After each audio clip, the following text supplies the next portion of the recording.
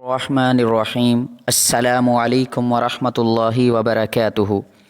سلطان نور الدین ایک عابد شب بیدار تھا۔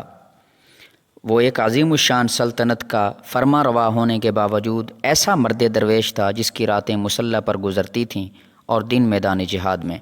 وہ عظمت کا کردار کا ایک عظیم پیکر تھا جس نے اپنی نوک شمشیر سے تاریخ اسلام کا ایک روشن باب لکھا۔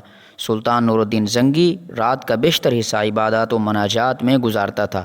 اس کا معمول تھا کہ نماز عشاء کے بعد بکثرت نوافل پڑھتا اور پھر رسول اکرم صلی اللہ علیہ وسلم پر سینکڑوں مرتبہ درود بھیج کر تھوڑی دیر کے لیے بستر پر لیٹ جاتا۔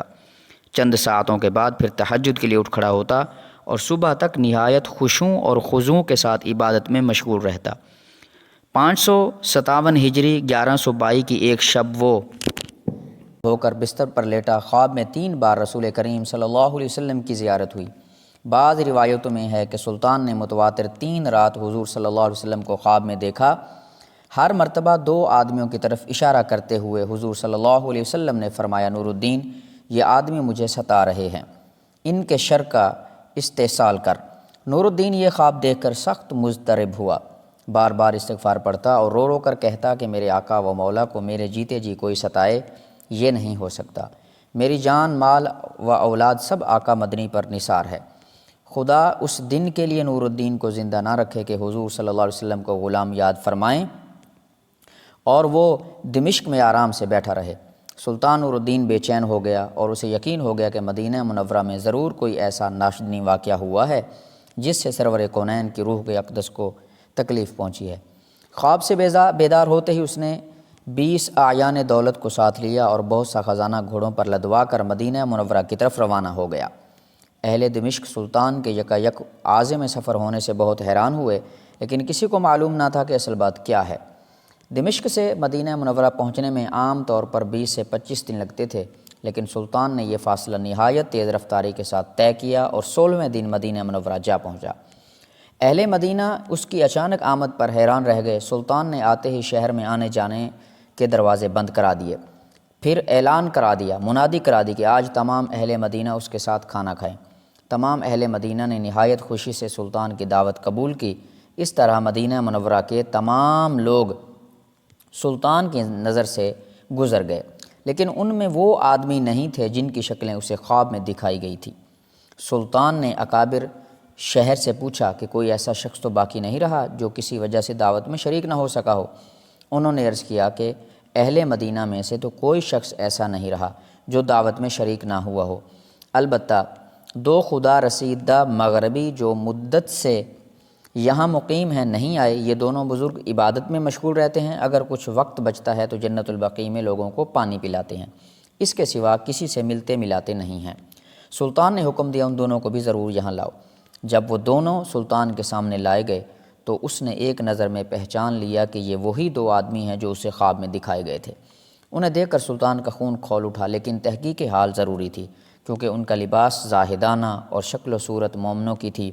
سلطان نے ان دونوں سے پوچھا کہ تم دونوں یہاں کہاں رہتے ہو؟ انہوں نے بتایا کہ روضہ اقدس کے قریب ایک مکان کرائے پر لے رکھا ہے اور اسی میں ہر وقت ذکر الہی میں مشغول رہتے ہیں۔ سلطان نے ان دونوں کو وہیں اپنے آدمیوں کی نگرانی میں چھوڑا اور خود اکابر شہر کے ہمراہ اس مکان میں جا پہنچا۔ یہ ایک چھوٹا سا مکان تھا جس میں نہایت مختصر سامان مکینوں کی زاہدانہ زندگی کی شہادت دے رہا تھا۔ اہل شہر ان دونوں کی تعریف میں رطب اللسان تھے اور بظاہر کوئی چیز قابل اعتراض نہیں آتی تھی، لیکن سلطان کا دل مطمئن نہیں تھا۔ اس نے مکان کا فرش ٹھونک بجا کر دیکھنا شروع کیا۔ یکایک سلطان کو ایک چٹائی کے نیچے فرش ہلتا ہوا محسوس ہوا۔ چٹائی ہٹا کر دیکھا تو ایک چوڑی سل تھی، اسے سرکایا گیا تو ایک خوفناک انکشاف ہوا۔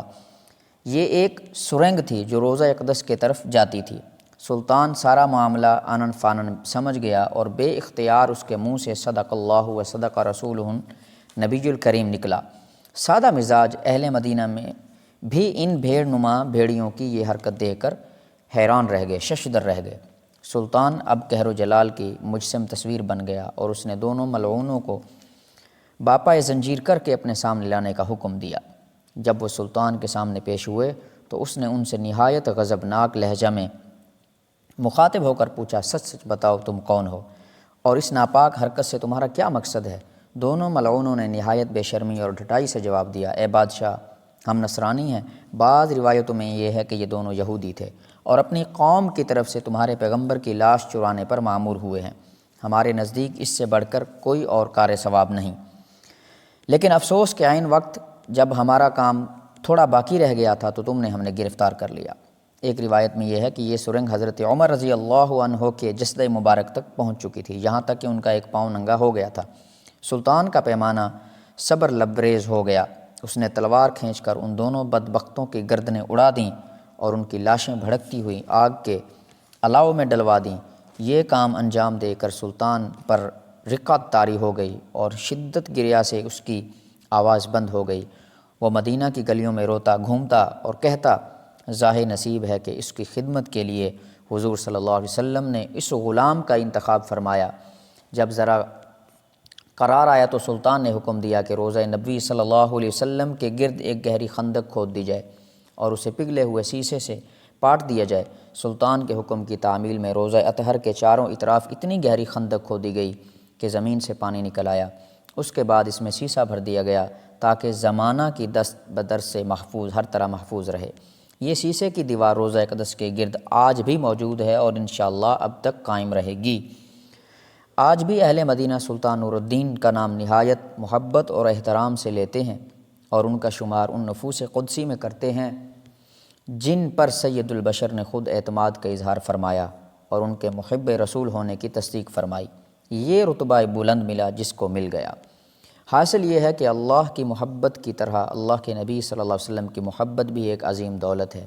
عشق رسالت جسے مل گیا وہ دنیا اور آخرت میں کامیاب ہو گیا۔